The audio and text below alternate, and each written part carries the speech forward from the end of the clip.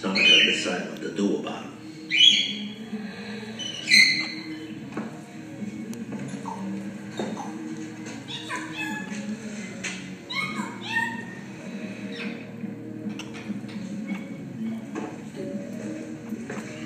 I genuinely don't think there's anything to gain by keeping him around.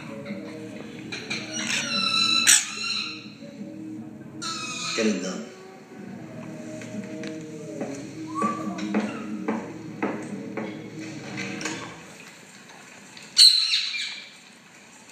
Oh, and the planner checked the almanac, and he said there's a 65% historical chance of rain on the 12th. So he wants to get a 10 for backup, so what do you think? No, let go. I can't decide on that shit like that. Jazz, come on.